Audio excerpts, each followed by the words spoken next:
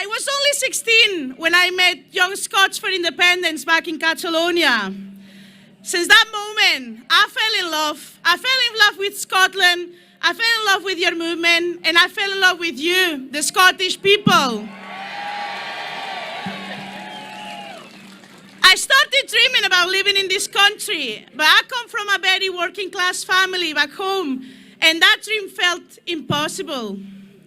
Slowly, my parents realized that we couldn't afford uni in Catalonia. And then I found that in Scotland, education is not a privilege, it's a basic need. I still can remember the tears in my eyes, realizing that my dream was closer and closer to be here today.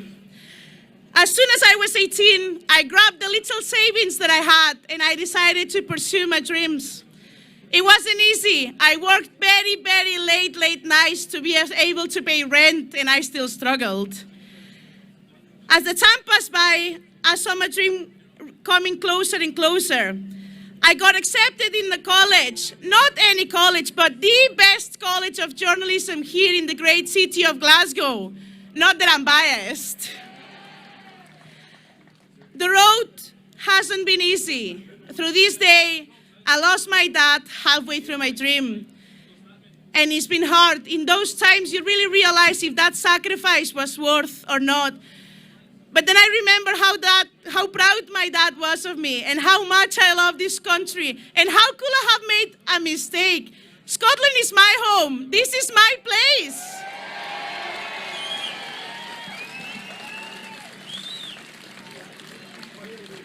I'm proud to say today, after Nicola's speech, I'll be graduating from an HND in journalism.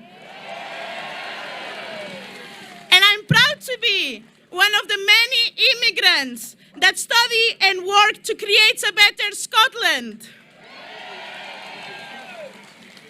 And it's really, really hard to understand how everything I've worked so hard for can vanish in an instant. Life took away my dad in a second.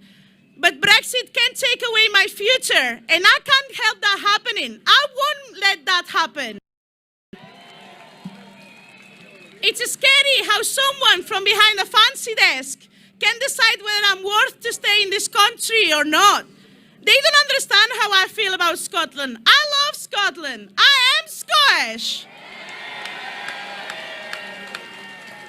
Scotland doesn't want Brexit. We deserve better than this mess. I'm honestly so tired of talking about Brexit. It's more annoying than my ex-boyfriend, and I didn't thought that was possible. But you know what's more frustrating? Westminster. Every time they ignore us, every time one of our SNP MPs stand up to talk, they go and leave. And they keep asking why we want to leave. What a bunch of dafties.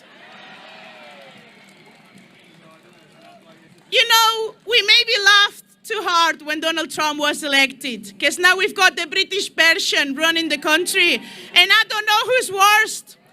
Boris, let me give you a message. You might take me out of Scotland, but you won't take Scotland out of me.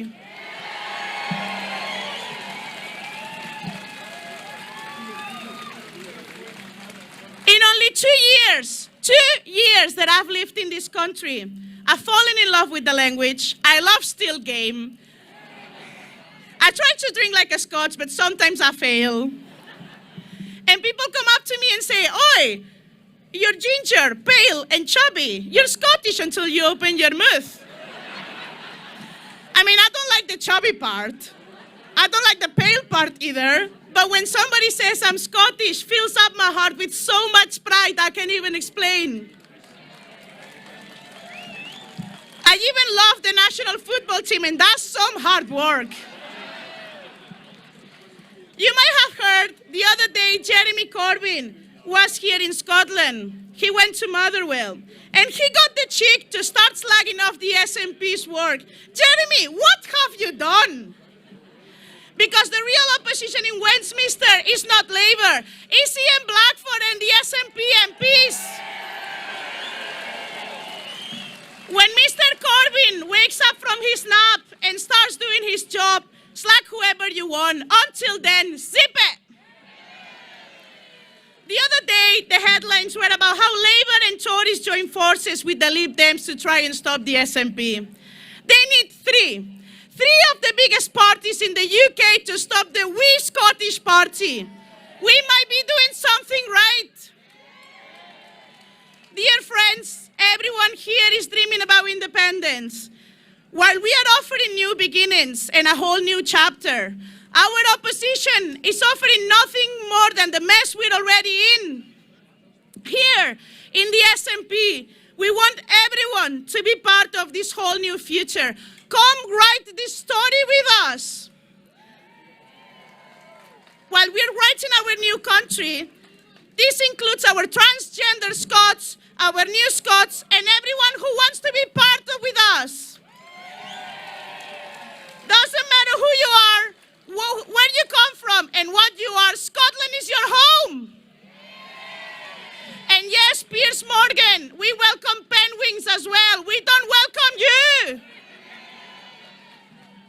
Sometimes we might lose faith, but remember, as somebody quite smart said, hope over fear. Don't be afraid. Tell Westminster Tories that Scotland's no longer their slaves. Independence is around the corner, and this time it's our time. Don't forget to vote SNP on the 12th of December to send a clear message to Westminster. Boris Johnson, hold your wish and let Scotland speak, because Scotland is saying goodbye. Sor Alba and Visca